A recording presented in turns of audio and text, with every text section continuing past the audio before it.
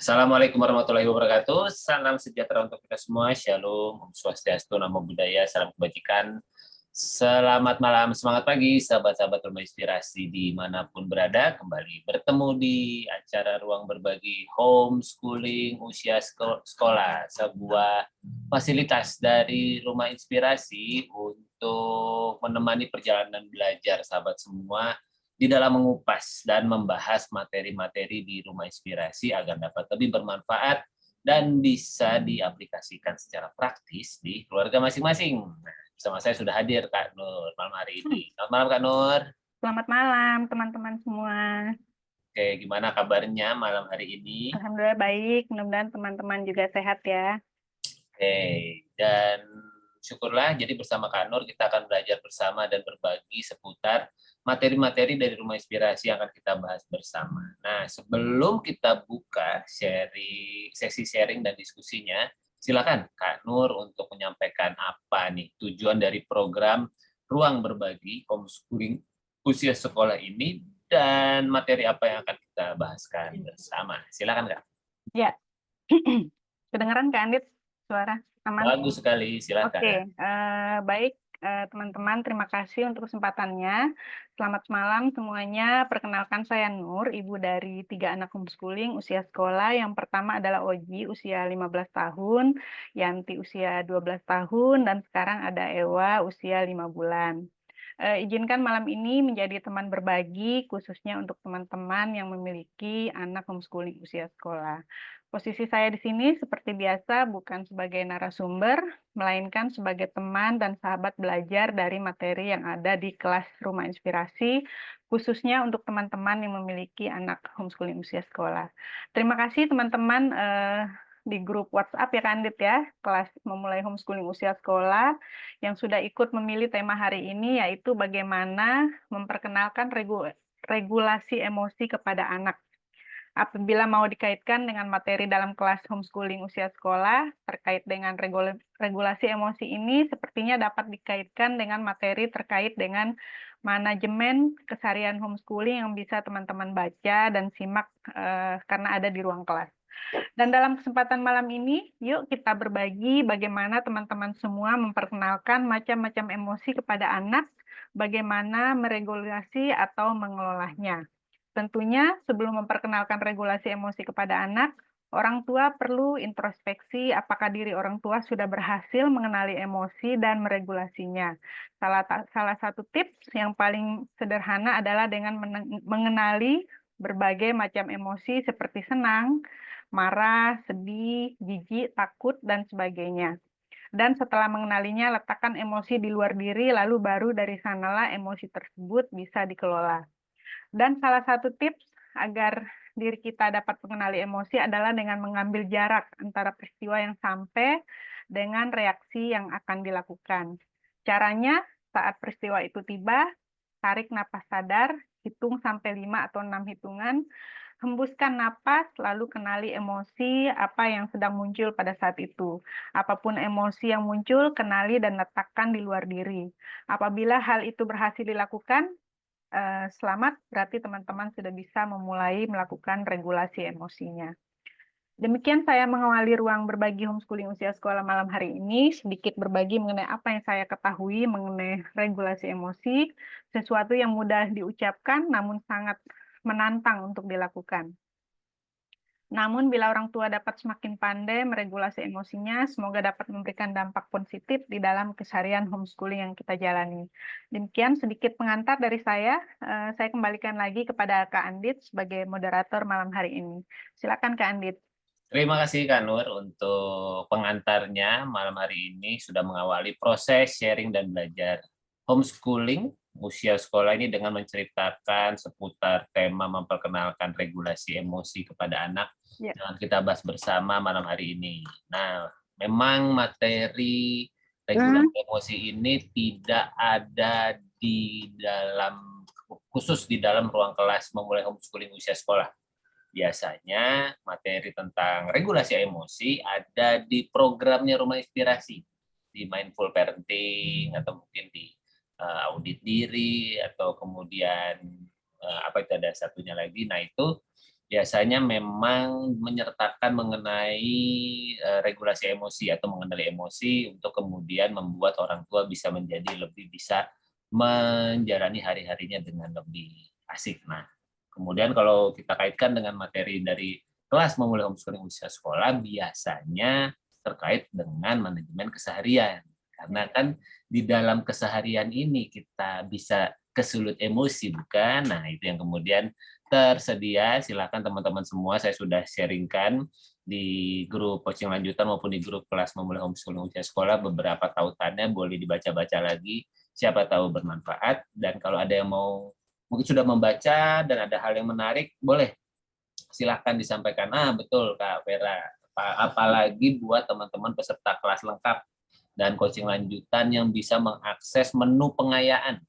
Ya, kalau teman-teman masuk di Rumah Inspirasi, bagian menu itu ada bagian pengayaan. Waktu itu Rumah Inspirasi sempat punya banyak sesi bersama Mbak Ella, dan salah satunya membahas tentang emosi, dan emosi itu terkait emosi usia dini, emosi anak usia sekolah, kemudian emosi anak remaja.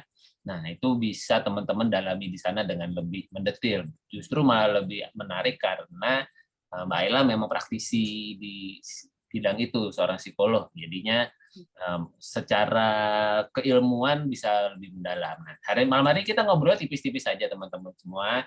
Saya pribadi bukan seorang praktisi yang mendalami seputar emosi, tapi jelas saya merasakan emosi terus setiap hari. Gitu. Nah, ini lagi berusaha untuk kemudian bisa terus belajar agar paling nggak buat diri saya sendiri, saya lebih bisa lebih woles lah dalam menghadapi keseharian. Apalagi di rumah sudah mulai ada 2 anak remaja ini ya, yang satu 15 tahun, satu 12 tahun. Nah, itu lagi asik-asiknya nih, terutama yang 12 tahun ya.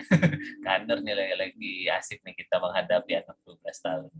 Nah, ini yang kemudian menjadi pembahasan tipis-tipis kita malam hari ini. Silakan kalau ada yang mau nanti berbagi, sangat kita harapkan untuk bisa kita ngobrol santai aja malam hari ini mengenai apa yang kita alami di dalam keseharian. Langsung raise hand saja atau kemudian tulisan di kolom chatting kalau ada yang mau ikut berbagi. Oke, Kak Iva udah raise hand saja. Silakan Kak Iva, ada yang mau di-sharingkan sebelum kita masuk ke pertanyaan pemantik dari Kak Nur? Lanjut. Silakan perkenalkan diri, sebutkan domisili, usia anaknya. Silakan Kak. Terima kasih banyak Kak Andit, Kak Nur. Selamat malam teman-teman semua. Saya Iva, dengan anak laki-laki umur 8 tahun, saya domisilinya di Bogor. Ya. Kejadiannya itu pas banget sama topik hari ini. Oke. Pas banget. Jadi itu hari ini kan di perpustakaan yang biasa kami datangin setiap pekannya itu, dikabarkan sama Oma yang jaga perpusnya kalau hari ini itu ada lomba untuk memeriahkan 17-an. Nah, jadi si Gaza ini udah tertarik banget gitu kan Kak Andit. Dan ternyata sayangnya itu ternyata ketika kita follow up kembali ke pihak perpusnya, mereka tidak entah nggak kooperatif, entah mungkin mereka juga sibuk gitu ya, jadinya nggak sempat untuk nge-share infonya, detailnya tuh seperti apa. Sementara si Abang Gaza udah semangat banget nih pengen ikutan, entah balap karung, entah apa gitu kan. Nah, jadi ketika hari ini mulai dari pagi itu dia udah nanya, Bunda jam berapa? Bunda jam berapa? Tapi kan saya juga nggak bisa jawab ya Kak Andit ya. Jadi cuma bisa bilang, Bunda udah tanyain Bang sama perpusnya, cuma belum dijawab gitu. Sampai berlalu udah last minute itu baru dikabarin jam sekian. Udah nggak mungkin kita dari sini ke sana tuh udah paling nggak 30 menit udah paling cepet banget gitu kan. Daripada tergopoh-gopoh, jadinya ya udahlah. Nah terus akhirnya di sore hari abang itu bilang, Bunda ini gimana? Kita punya agenda itu 2 hari ini rencananya untuk ke perpus lomba itu, terus yang kedua project es lilinnya lagi dengan rasa yang lain gitu kan. Terus ternyata ini tidak terlaksana gitu. Yang ke perpusan tidak terlaksana. Dan es lilinnya pun juga ternyata belum terlaksana karena tadi hujan deras. Kita pengen motorin ke warung depan gitu kan, beli stroberinya, dan terus jadinya tidak bisa. Nah, yang jadi case-nya adalah dia tahu lagi diobrolin dan jadinya nongol. Hai. Hai Gaza. Akhirnya dia nangis. Oke. Nah, ketika nangis itu saya tahu bahwa saya harus memberi ruang gitu kan untuk nangis saya. Udah nangisnya setengah jam. Iya, bentar ya. Terus nangis setengah jam gitu. Saya nggak jawab apa-apa. Ya. Abang Gaza itu udah nanya, jadi ini gimana Bunda? Jadi gimana? Saya juga ngerasa, ini kalau ngasih jawaban, nanti malah ngasih janji-janji manis. Dan Ya. saya tidak bisa memenuhi. Jadi ya udahlah saya diam aja. Tapi terus si abang kan menuntut ada jawaban kan. Jadi Ya. sampai nangisnya reda, baru akhirnya kita ngobrol, jadi gimana Bunda? Abang maunya gimana? Gitu kan. Ditanya balik ke dia dan terus dia bilang, pokoknya abang nggak mau, masih tetap nggak ada jalan keluar. Terus ya udah nangis lagi.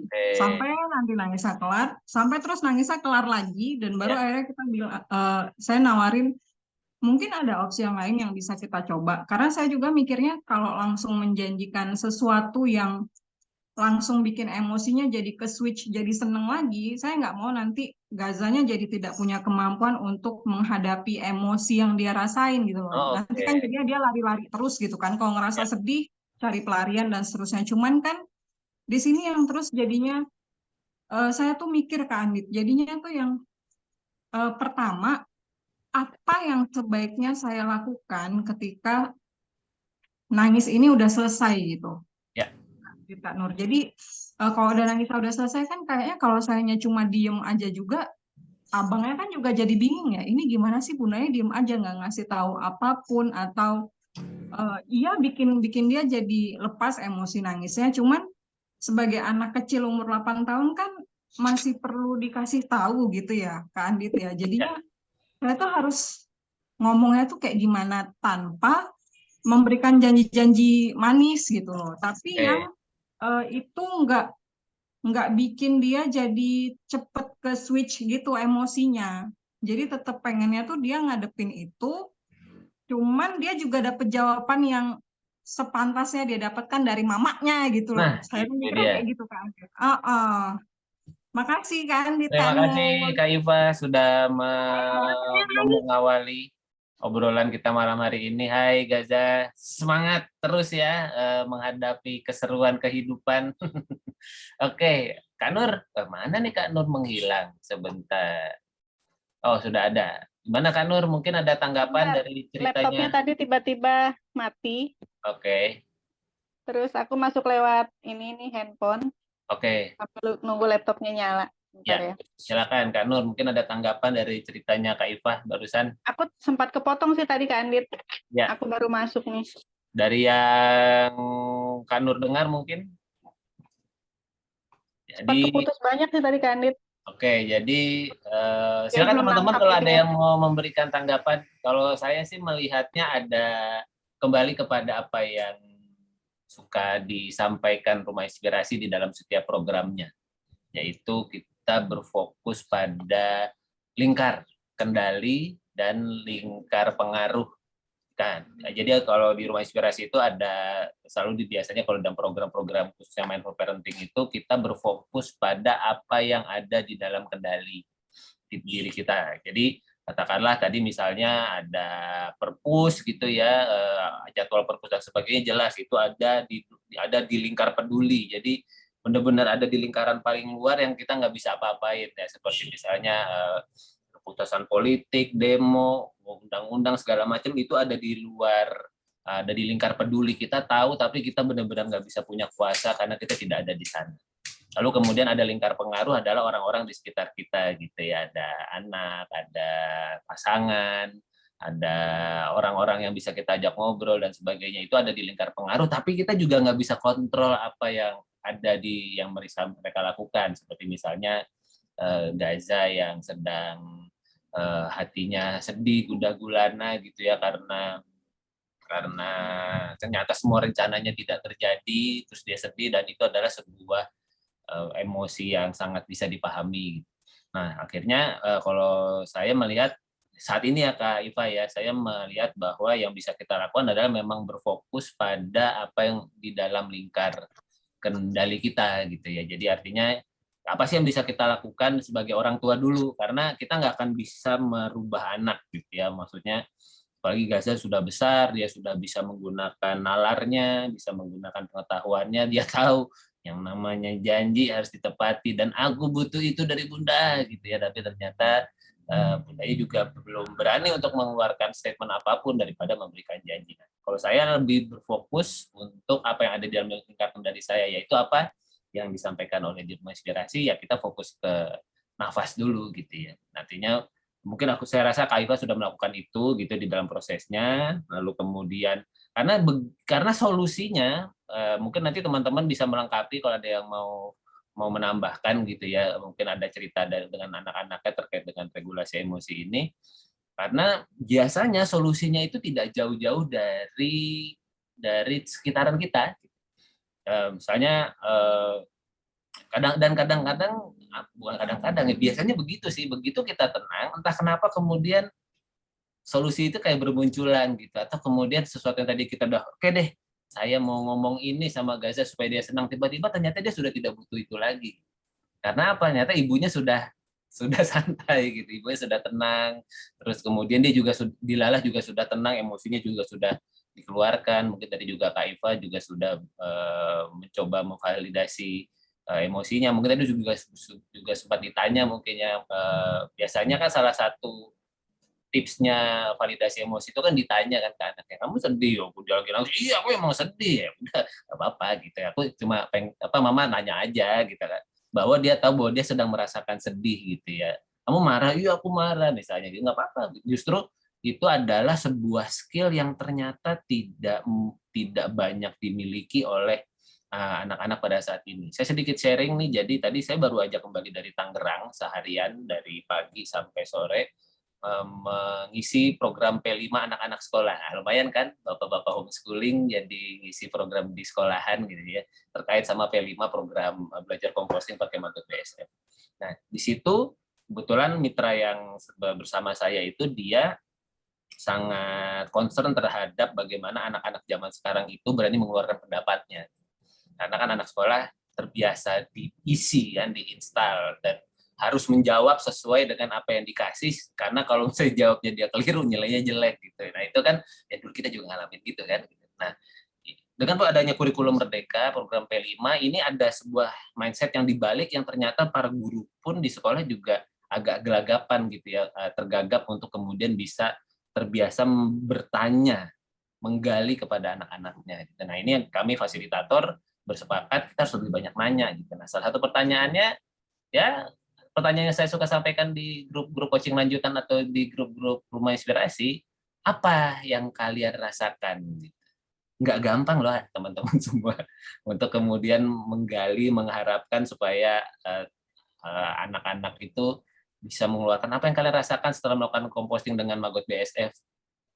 Nggak gampang, nggak mudah gitu untuk bisa bilang senang, bahkan dia bilang seru gitu. Seru karena apa? Seru karena dapat pengalaman baru. Oke, bagus. Begitu yang lain juga jawab sama, seru dengan dapat pengalaman baru, yang lain juga sama, seru, pengalaman baru. Wah ini nih model-model sekolahan nih. Tapi ya nggak apa-apa, itu sebuah realitas yang dihadapi. Jadi terima kasih Kak Iva sudah berbagi. Mudah-mudahan mungkin ini nggak menjawab ya Kak, tapi mudah-mudahan dengan Kakak berbagi tiba-tiba nanti solusinya datang dan dekat. Mungkin Kak Nur ada yang mau bisa ditambahkan terkait dengan menghadapi emosi anak-anak? Ya, setuju sih sama Kak Andi tadi. Aku tadi sempat dengar di awal itu yang lomba 17-an itu ya. Ya. Di situ laptopku mati, terus akhirnya jadi apa enggaknya itu aku keputus di situ. Ya, akhirnya nggak jadi. Oh, akhirnya nggak jadi. Akhirnya nggak jadi, akhirnya juga program mau bikin kuenya juga nggak jadi. Apa tadi, es krim apa ya tadi ya, mau bikin makanan itu juga nggak jadi karena apa, hujan, tokonya tutup dan sebagainya gitu. Iya gitu. Jadi akhirnya nangis. Jadinya itu tadi. Ini terus jadinya itu tadi apa nih, aku mau nambahin dulu kan.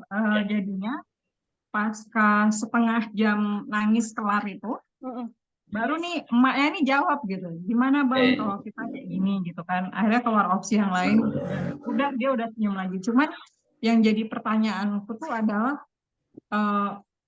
menurut Kak Anit dan Kak Nur yang udah lebih malang melintang lah ya di dunia ini, anaknya juga udah remaja gitu kan, denganku yang maksudnya aku tuh kayaknya kayak bukan butuh waktu, kayak ngasih space yang luas banget buat dia nangis gitu kan. Nah, sementara itu di kondisi yang dia nangis tuh dia nuntut bundanya buat segera memberi jawaban. Nah, ketika aku menunda untuk ngasih jawaban itu sampai dianya kondisinya tenang, terus ketika aku memutuskan untuk nggak ngasih jawaban dulu sampai dia benar-benar tenang, benar-benar kalem gitu, apakah itu pertama baik atau enggak? Terus kalau misalnya ada yang perlu dikoreksi, kira-kira apa yang sebaiknya aku lakukan ketika dia memburu untuk, ayo dong Bunda kasih opsi apa gitu loh. Ya, menarik sih, menarik.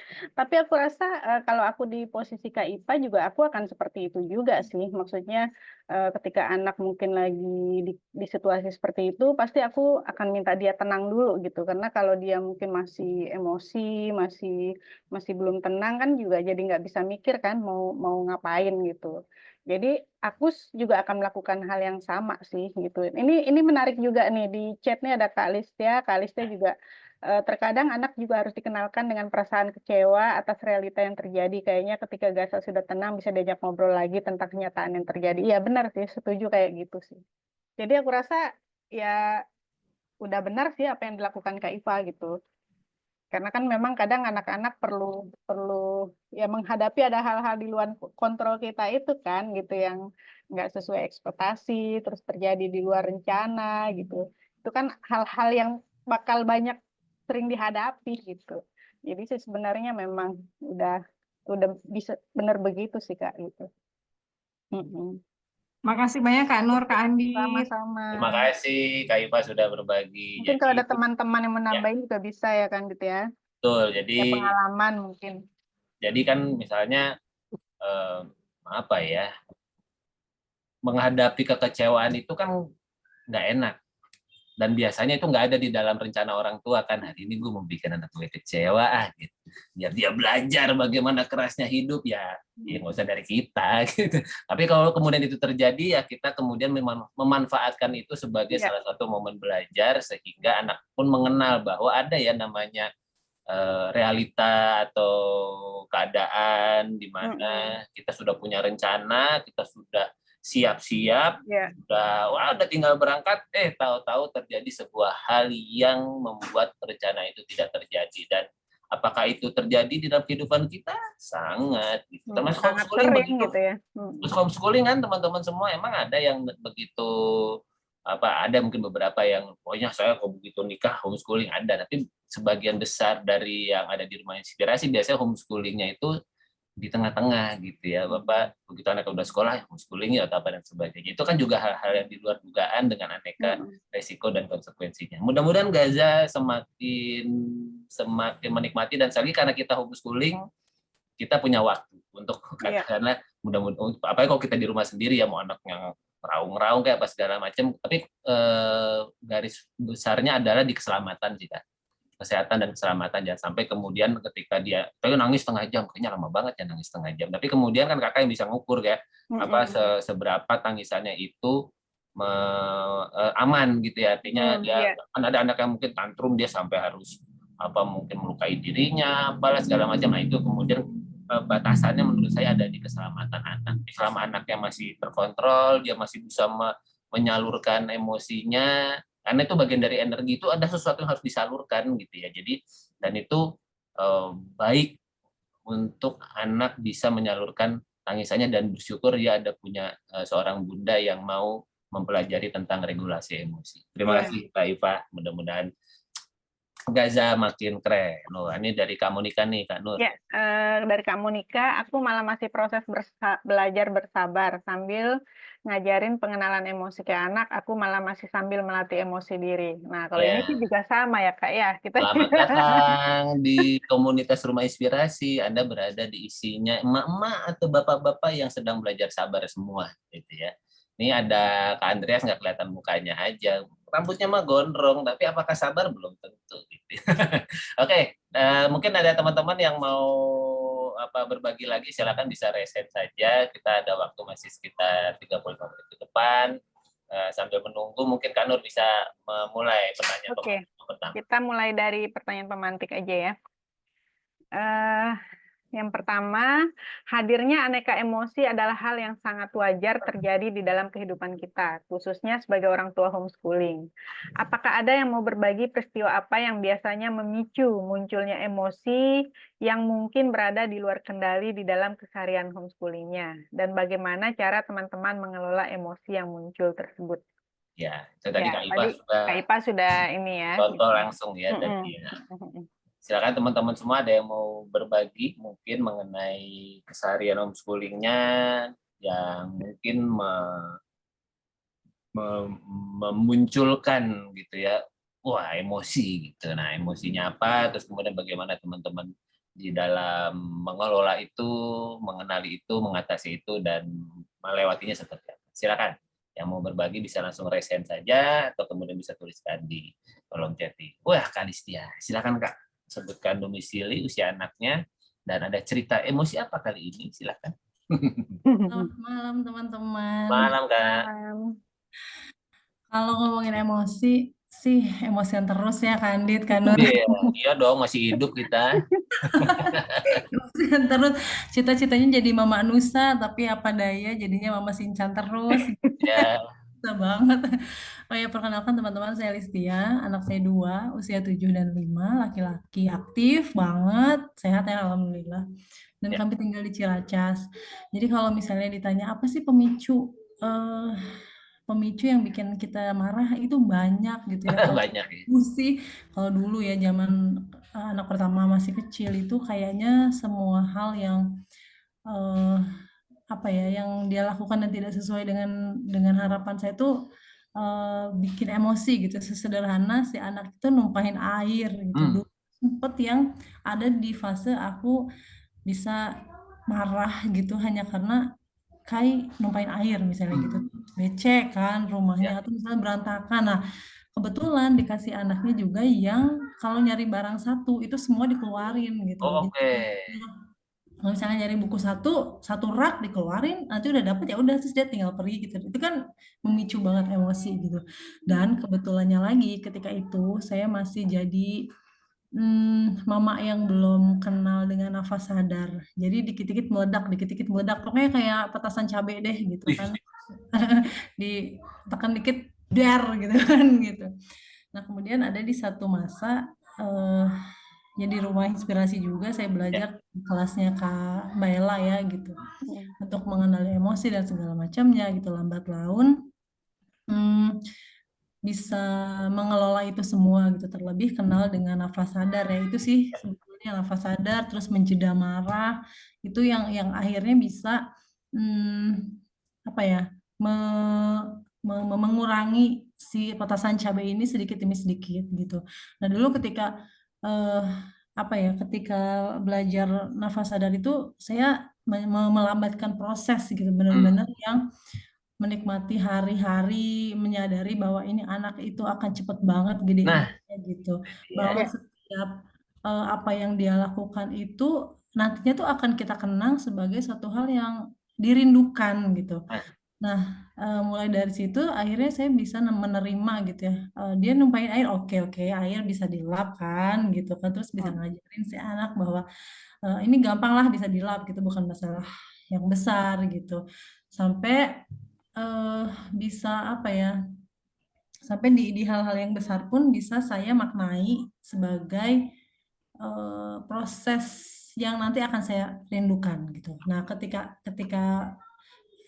mindset itu terbangun, akhirnya hati saya sedikit-sedikit bisa santai gitu menghadapi kericuhan ini nih, manusia-manusia kecil ini gitu. Karena kan semakin hari tingkah polanya semakin banyak ya, bukan perkara cuma numpain air aja gitu. Apalagi sekarang punya partner kan gitu, 2 tahun dan 5 tahun gitu, dengan power yang sangat banyak gitu kan, konflik siap terjadi kapan saja, peperangan antar saudara juga siap terjadi setiap harinya gitu. Nah di situ akhirnya saya bisa apa ya, bisa ya ketika menyadari itu gitu, akhirnya bisa menerima bahwa oke, nggak apa-apa gitu. Nanti juga anak-anak misalnya marahan atau berantem bisa baik lagi, tapi kalau misalnya udah sayanya yang gimana sih gitu, itu kan justru melukai hati mereka gitu, karena barusan sih kejadian gitu. Si kakaknya nyimpan handuk nggak bener ya, terus kasih tahu, terus dia mau benerin. Nah, terus diulangi sama adiknya. Saya kasih tahu adiknya malah guling-guling gitu, dan itu aduh. Oke, akhirnya ngambil jeda buat diam sejenak. Udah diam, sayanya tenang, baru saya ngomong, Mimi tuh sebetulnya marah loh gitu. Oke. Jadi bisa sekarang tuh sudah mulai bisa mengkomunikasikan seperti itu. Itu nggak kayak dulu ketika marah langsung meledak-ledak kayak petasan cabai. Seperti itu. Jadi kalau kalau saya sih cara meregulasi emosinya dulu ya memang prosesnya panjang ya Kak Andit, nggak Ya, ya. hanya Iya. sesederhana hanya memaknai bahwa oh ini anak gede dan aku akan rindu, nggak sesederhana itu gitu. Tapi wah dulu berjuang berdarah-darah kalau lebaynya begitu gitu. Seperti itu ya. Di Rumah Inspirasi juga saya banyak mendapat apa ya? Banyak mendapat support juga gitu eh, ketika merasa emosinya nggak stabil, ketika merasa bersalah gitu atas Ya. segala yang saya lakukan ke anak. Karena kan ketika kita marah pasti ya, sisanya itu kan perasaan bersalah ya kan. Walaupun sudah menenangkan hati bahwa it's okay kalau kamu marah, itu wajar segala macam gitu Demi ya. kebaikan anak kok. Tapi kan tetap aja ada rasa bersalah gitu. Aduh, aku tadi ngomong keras sama anakku, apakah ngomong kerasnya ini akan menimbulkan luka dan segala macam. Kan pasti ada ketakutan-ketakutan itu ya sebagai orang tua gitu. Tapi ketika saya mendapat support dari support dari teman-teman di Rumah Inspirasi itu akhirnya jadi oke, hari ini melakukan kesalahan, besok ayo kita benerin, seperti itu sih. Jadi selain juga menyadari bahwa anak akan tumbuh besar dan apa yang lakukan akan menjadi kenangan, juga saya mendapatkan support system yang kuat dari teman-teman di Rumah Inspirasi seperti itu. Tapi ya Terima masih lah, kasih. sampai sekarang masih tetap belajar kan, Dit. Terima Belum. kasih Kak Listia. Terima kasih Kandit Kanur. Makasih, Kesannya Kak. mungkin buat teman-teman yang mendengarkan sharingnya Kak Listia, kesannya, Rumah Inspirasi nih supportnya kayak apa? Padahal supportnya mah menunjukkan bahwa Kak Listia tuh nggak sendirian. Masih banyak yang juga sama-sama emosi, jadinya, aku nggak sendirian, jadinya ikut tenang deh gitu, karena kita sama-sama Emosi aja belajar. ditemenin ya Kandit. Justru itu supportnya mah bukan buka konseling atau apa, enggak, kita cuma sharing sama berbagi. Ternyata aku nggak sendiri ya, oke mantap lah, kita ikut senang sama-sama gitu ya. Jadi kita sama-sama belajar, sama-sama berjuang dan sebagainya. Terima kasih Kak Listia sudah berbagi, mantap nih. Kak Nur ada tanggapan dulu mungkin dari yang Ya. disampaikan Kak Listia. Keren banget sih Kak. Sama lah Kak Listia. Di dalam keseharian tuh pasti banyak banget hal-hal yang selalu memantik emosi kita gitu ya. Tapi ya itu tadi, untungnya kita belajar napas sadar itu ngebantu banget sih. Aku juga kerasa gitu kok, maksudnya dari apa, terutama saat anak-anak masa remaja nih, pasti Kak Wida juga relate nih, punya anak remaja Iya, ini kan. masa katanya Kak Listia, emang kira masa remaja udah nggak bikin emosi. Iya, justru itu babak baru nanti Kak.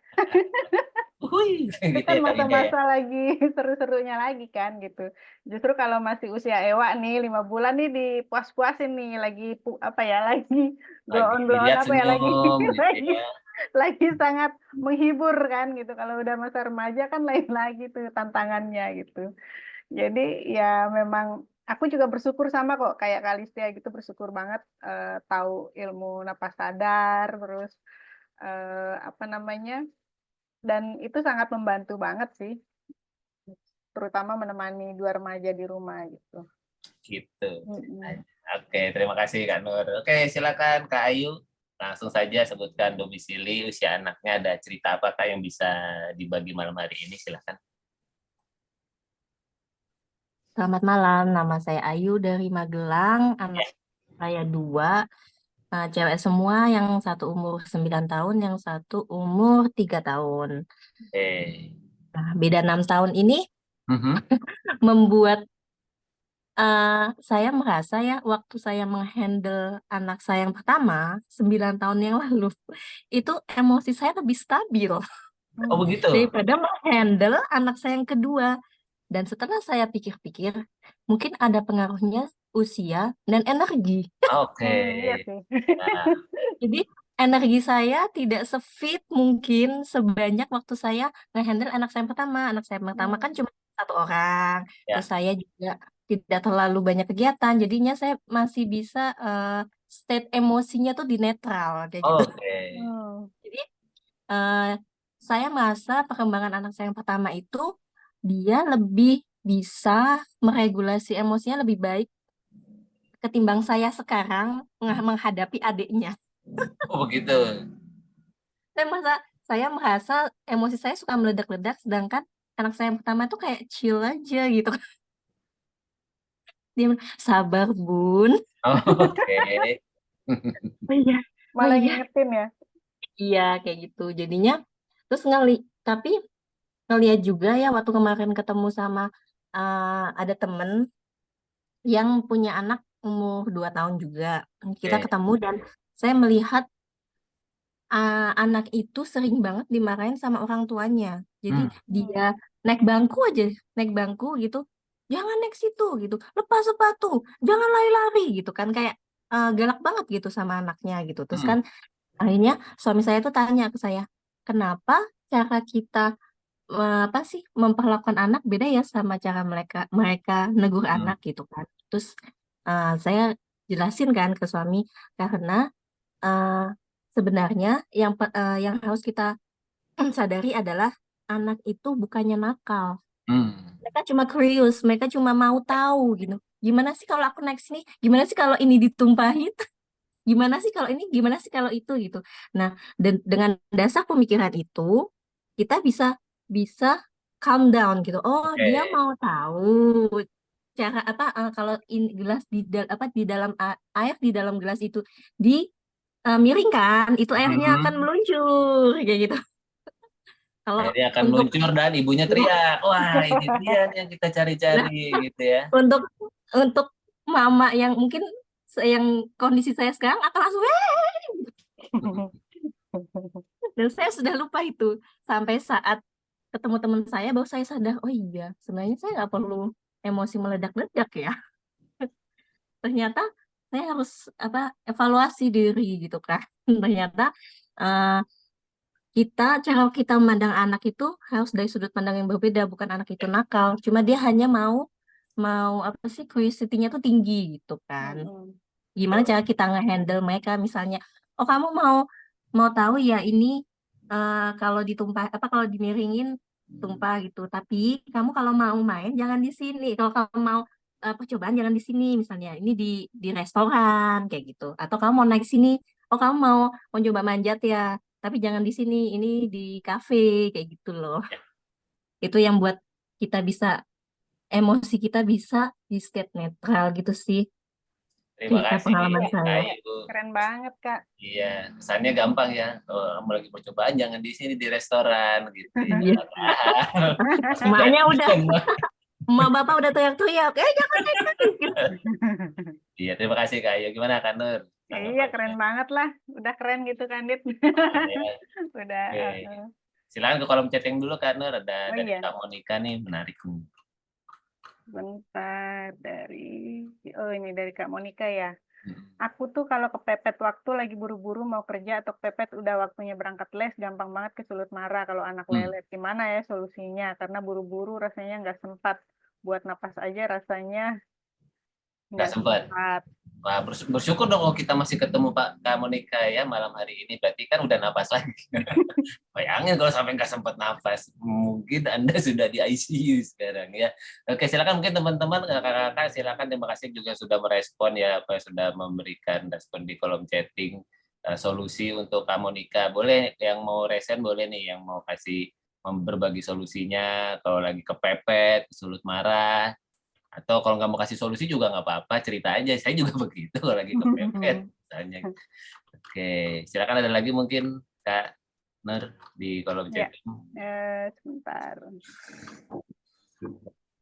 Assalamualaikum, izin ke Andi dan Mbak Oke, Nur. Kak Fitri, silakan Iya, langsung sebutkan domisili, usia anak, dan apa nih Kak yang bisa diceritakan malam hari ini. Silakan. Perkenalkan, saya Fitri. Saya punya putri usia 6 tahun, domisilinya di Pondok Bambu, Jakarta Timur. Oke. Saya punya case yang sama kayak Kak Monika ya. Ya. Karena beberapa kali itu sering kesulut emosi, lagi buru-buru, tiba-tiba anaknya rewel gitu kan. Dulu itu sempat yang, aduh udah kalau marah-marah tuh kayak penyesalan yang tiada akhir, tapi diulang terus gitu ya Kak. Ya.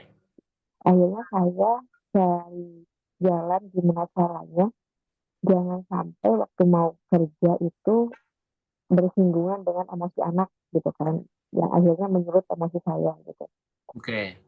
Itu kan saya coba prepare 2 jam dari sebelum saya berangkat kerja, karena kebetulan saya ngajarnya sore ya, jadi ada space waktu itu siang untuk prepare. Beda lagi kalau misalnya kondisi kerjanya pagi tuh, saya juga kurang paham kalau pagi. Tapi karena saya kerjanya sore, saya punya space waktu buat preparein Aisyah itu aman waktu saya pergi. Itu alhamdulillah saya prepare 2 jam sebelumnya itu aman. Tapi kan nggak selalu mulus ya Kak ya. Selalu kebentur lagi banyak hal-hal yang tidak diprediksi yang pada akhirnya itu menyebut emosi saya. Itu kalau dia aman, ya saya aman, Aisyah aman, saya juga aman. Tapi kalau misalnya udah ketemu saya berangkat, saya udah prepare 2 jam sebelumnya, Aisyah udah dengan kondisi semua kebutuhannya sudah terpenuhi, baik secara fisik maupun non fisiknya gitu kan. Tapi tetap aja selalu dikasih ujian. Beberapa kali saya mau berangkat ngajar, itu Oke. Aisyah kondisi yang tantrum karena saya nggak boleh pergi lah, karena dia pengen mandi lah, karena ini itu pasti banyak alasan. Kalau udah kayak gitu, saya cuma bisa diam bingung ya Kak. Di sisi lain harus ngajar, tapi ini anak lagi tantrum. Karena suami pun ngajar juga pada saat itu. Jadi kami berdua mengajar, dan memang tidak ada yang bisa menghadap Aisyah. Pada saat itu, kalau misalnya kejadian kayak begitu, Kak Adit, saya juga mohon saran dari teman-teman ya, dan pandangan teman-teman ke mana. Saya tuh lebih sering meninggalkan Aisyah dengan kondisi dia menangis, tapi dengan kondisi dia tuh aman nangisnya gitu, aman dalam arti, karena kan tempat ngajar tuh pinggir rumah juga ya kayak, jadi saya bisa observasi dekat gitu. Jadi dia tuh tidak pernah yang nangis tuh tantrum tuh nggak pernah sampai menyakiti dirinya. Dia cuma nangis, nangis keras doang, kenceng doang, dan sampai bilang ibu jahat, dia nemenin dede, ibu dan lain-lain, dan segala label yang negatif ditempelkan ke saya gitu. Beberapa kali saya tengok dia udah mendingan gitu kan. Tapi seringnya memang saya ditinggalkan, tidak mendampingi karena kondisinya harus ngajar bisa gitu kan. Saya pada akhirnya setiap Aisyah nangis, teteh, ibu mau ngajar dulu, teteh Aisyah boleh nangis, silahkan, tuntaskan nangisnya, kalau sudah tenang itu ke ibu ya datang gitu, karena memang deket kan ngajarnya itu nggak jauh. Nah itu beberapa kali sih memang Aisyah yang dia udah selesai nangis, saya nyamperin gitu, ibu maafin teteh ya gitu, maafin teteh karena bikin ibu telat ngajar gitu. Akhirnya dia minta maaf juga. Cuman dengan saya meninggalkan dia dalam kondisi, saya tuh bisa bedain ya Kak, mana dia nangis sedih, mana dia nangis tantrum yang pengen sesuatu gitu loh. Ya. Jadi kalau dia emang nangis sedih karena emang dia perasaannya terluka, itu saya pasti nemenin sampai izin. Tapi kalau misalnya dia yang nangisnya karena pengen sesuatu gitu ya, yang harus diikutin, itu saya lebih sering meninggalkan gitu. Itu gimana ya, kalau saya kayak gitu tuh impact saya dampaknya apa ya nanti ya gitu. Terima kasih.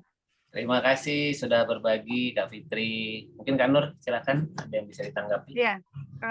Umurnya berapa tadi ya, Kak? Sekitar 8 tadi, betul? 8 ya? 6 tahun. 6 tahun. Iya.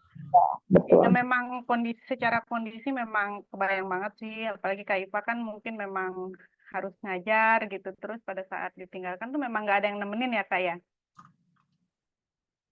Ya jadi itu pasti, aku kebayang pasti memang situasi yang sangat nggak mudah sih Kak gitu. Tapi aku rasa memang pelan-pelan memang perlu apa ya, memang komunikasi sih gitu, kasih pengertian pelan-pelan gitu, karena memang kan ini kan termasuk hal-hal yang di luar kontrol juga kan, di luar kondisi yang memang ideal gitu. Jadi ya nggak apa-apa sih, memang perlu diajak ngobrol aja sih anaknya gitu. Aku yakin nanti juga dia seiring bertambah usia, semakin dia besar juga semakin dia ini kok, semakin baik sih secara emosi anaknya. Gitu. Gimana Kandit? Kalau Kandit? Ya, begitu Kak Fitri. Mudah-mudahan menurutku sih apa sudah Kak Fitri lakukan sudah sangat baik ya, untuk kemudian memberikan batasan, menemani, tahu nangisnya yang mana yang kemudian perlu ditemani dan sebagainya. Yang kalau dari yang aku pelajari dari sharing-sharingnya Rumah Inspirasi, Yang penting kita menyelamatkan diri kita sendiri.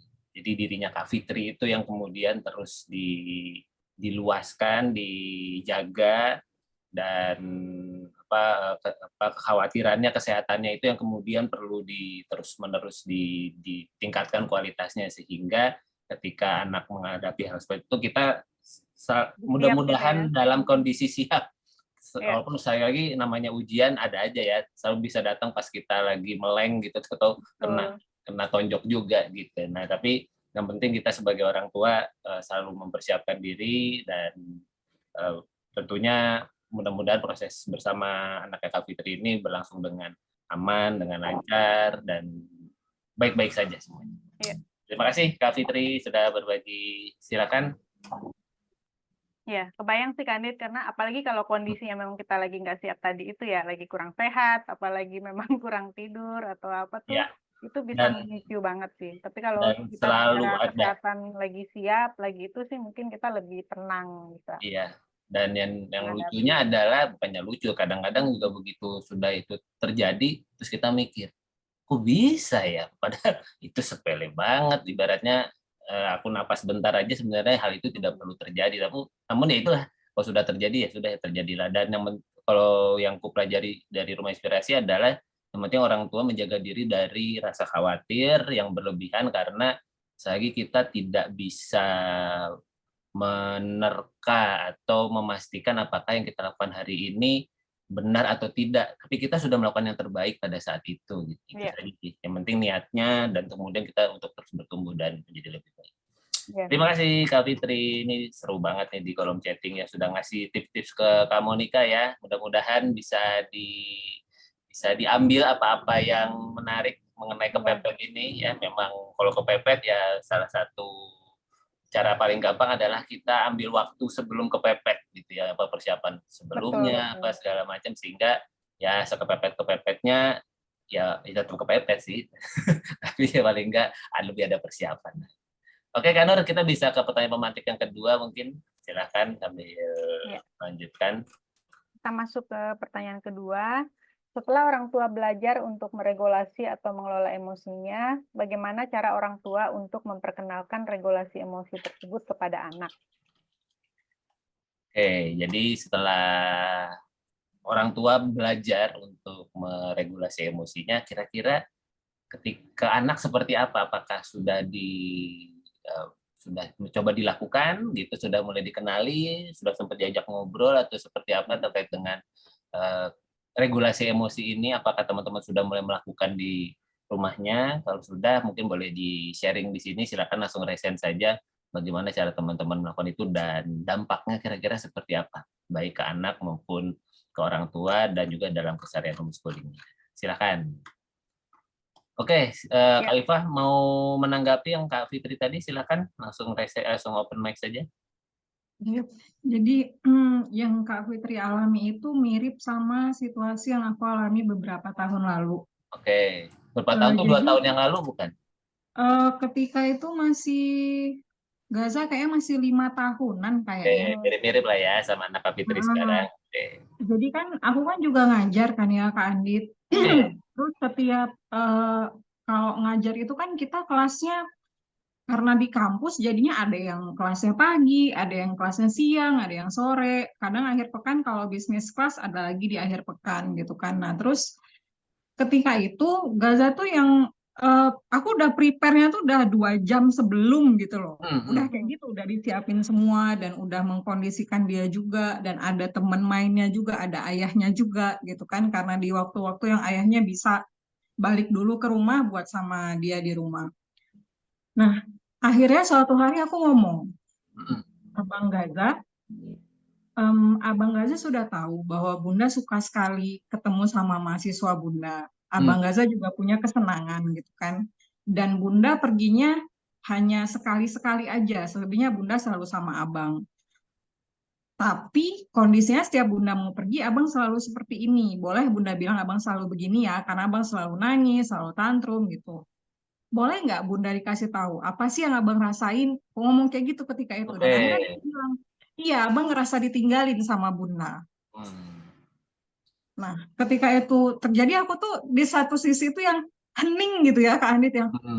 wah anakku ngerasa kayak ditinggalin gitu. Padahal kan mamanya cuma sebentar aja, paling 2 jam, 3 jam tuh udah paling lama. Terus akhirnya ketika itu aku yakinin berulang-ulang setiap terus mau pergi, aku bilang, Bunda tuh nggak pernah ninggalin abang. Ini karena Bunda suka dengan pekerjaan ini dan karena Bunda juga terikat peraturan, jadi Bunda harus mengajar.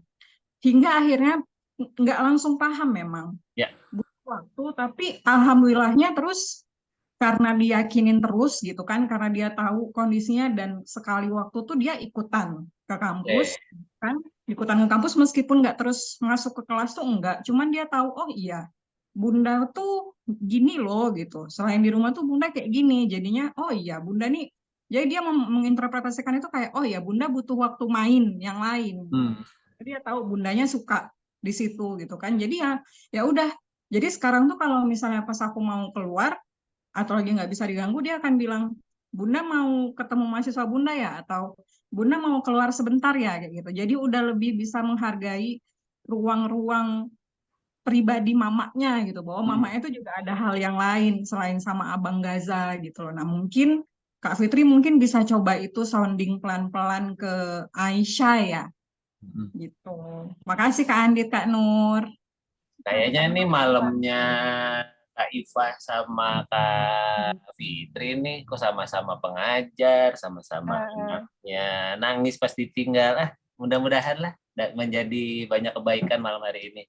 Terima kasih Kak Iva sudah berbagi malam hari ini. Silakan mungkin teman-teman semua ada yang mau berbagi lagi. Kita masih punya waktu sedikit terkait dengan bagaimana teman-teman memperkenalkan regulasi emosi ke anak-anaknya. Tadi malah Kak Iva sudah berbagi langsung ya, apa yang Abang rasakan, nyata Abang merasa ditinggalkan. Nah, itu kan juga bagian dari memvalidasi apa yang kita asumsikan ya, jangan-jangan bukannya itu lagi ternyata benar atau ternyata bukan itu gitu. Nah, itu yang kemudian bagian dari regulasi emosi maupun validasi dan sebagainya. Silakan mungkin teman-teman semua ada yang mau berbagi lagi, silakan dimanfaatkan kesempatan kita berbagi malam hari ini. Tadinya saya dan Kak Nur ketika ngelihat tema hari ini kita bahas apa ya? Ini kan nggak ada hubungannya sama homeschooling usia sekolah. Iya sih, emosinya masuk gitu ya. Tapi apakah ini akan jadi obrolan yang menarik atau kemudian bisa kita obrolin sampai durasinya cukup? Ternyata sampai mau 8:30 juga. Terima kasih ya buat teman-teman yang sudah berbagi. Siapa tahu bermanfaat malam hari ini. Silakan, ada yang mau berbagi lagi? Kalau Kak Nur mungkin langsung saja gimana kalau ke Kalau anak-anak belum ada, memperkenalkan. aku deh sharing. Bagaimana cara di keluarga kami memperkenalkan regulasi emosi tersebut kepada anak-anak.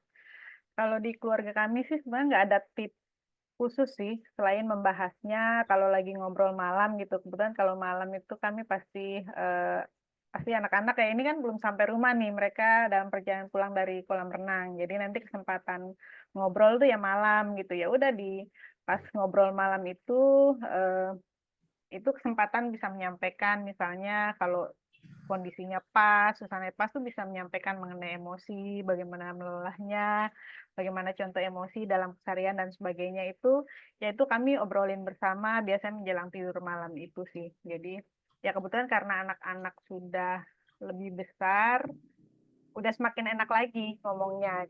Jadi ya itu bisa diisi di waktu-waktu kita ngobrol bersama itu sih sama anak-anak. Itu kan, Dit. Itu jadi bedanya cuma di situ aja kali Listia. Kalau ketika anaknya udah agak remaja, diajak ngomongnya sedikit lebih enak udah lebih karena udah enak. agak masuk nih Udah beberapa nyambung. nalarnya. Iya. Tapi kalau masalah emosi mah emosi aja. Iya. Apalagi seperti yang tadi Kak Ayu bilang, ternyata kirain ketika anak satu masih muda emosi meledak-ledak, ternyata nggak ada kaitannya sama itu ya. Kaitannya ternyata sama energi. Begitu tambah usia anak dua, ternyata energinya makin tipis lah. Berarti emang kita perlu menemukan hal supaya kemudian rentang energinya atau tangki energinya makin besar sehingga ketika emosi itu datang tidak langsung versi petasan cabenya Kalistia gitu ya, tapi mungkin petasannya udah cabai kerendam gitu ya Kak ya, jadi nggak ya pedesnya dikit-dikit lah, tetap pedes tapi nggak langsung nyolot pada hari itu. Oke. Terima kasih buat teman-teman semua untuk kebersamaannya malam hari ini, seru banget. Terima kasih untuk sharing-sharingnya. Mungkin Kak Nur, karena sudah tidak ada yang sharing lagi malam hari ini, kita bisa akhiri. Silakan ada yang mau disampaikan sebagai penutup. Oke.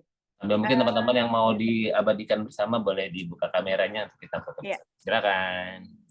Baiklah teman-teman, terima kasih atas kebersamaannya. Terima kasih yang sudah berbagi, sangat sekali bermanfaat pada malam hari ini. Membicarakan seputar regulasi emosi memang sesuatu yang perlu dibiasakan, terutama bagi kita orang tuanya. Karena dengan mengenali emosi, semoga dapat memberi dampak positif juga kepada keseharian homeschooling yang kita jalani. Selamat terus berproses dan bertumbuh bersama anak-anak ya teman-teman semua. Apabila terjadi peristiwa di mana emosi terpantik dan terjadi di luar kendali, maka itu adalah situasi yang sangat sekali manusiawi dan kadang tak terhindarkan. Apabila itu sampai terjadi, yuk kita tidak perlu terlalu keras terhadap diri, tidak perlu terlalu merasa bersalah juga. Mintalah maaf kepada anak dan bersama-sama mengambil pelajaran setiap dapat meregulasi emosi lebih baik lagi ke depannya. Terima kasih untuk kebersamaannya malam hari ini. Saya kembalikan lagi kepada Kak Andito. Terima kasih teman-teman semua untuk bersama malam hari ini. Kita foto dulu dan Kak Ayu mohon maaf ya. Ternyata aku nggak bisa lihat mukanya Kak Ayu ini di video ini. Terlalu canggih perangkat Anda. Mohon maaf. Kita foto dulu ya. 3, 2, 1. Bentar, ada yang goyang. 1 lagi, 3, 2, 1.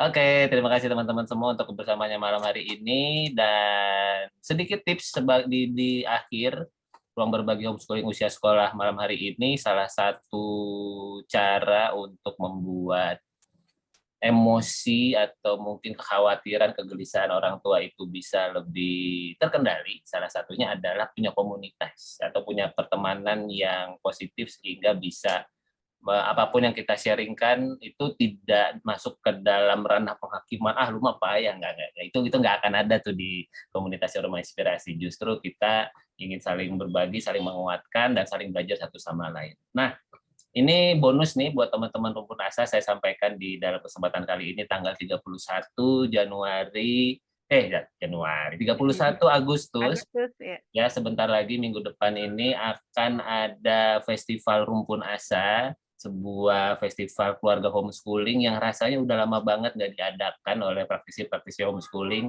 Terakhir kami ikut tuh dulu waktu masih zamannya bersama Klub Oase, itu sebelum pandemi gitu ya. Waktu itu masih bisa bikin kegiatan-kegiatan seperti itu. Sekarang ada teman-teman dari Rumpun Asa sedang berkegiatan, sedang membuat kegiatan. Kalau mau bertemu langsung untuk saling berkenalan, siapa tahu itu bisa menambah jejaring, langsung hadir saja di Festival Rumpun Asa tanggal 31 Agustus nanti. Dan lihat tuh Kak Andreas saking emosinya sampai bolong, kan keren. Itu adalah salah satu cara meregulasi emosi yang kayaknya manjur banget nih buat Kak Andreas, ya Kak? Baik, terima kasih teman-teman semua untuk kebersamaannya. Sampai kita ketemu lagi di ruang berbagi selanjutnya. Saya tutup dengan sebuah pantun. Jalan-jalan ke kota Bekasi, sampai di Semarang dan Simpang 5. Regulasi emosi adalah solusi keseharian homeschooling yang lebih lancar dan minim drama. Sampai kita ketemu di ruang berbagi homeschooling usia sekolah selanjutnya. Terima kasih semuanya atas kebersamaannya. Wassalamualaikum warahmatullahi wabarakatuh. Salam sejahtera untuk kita semua. Terima kasih. Sehat-sehat.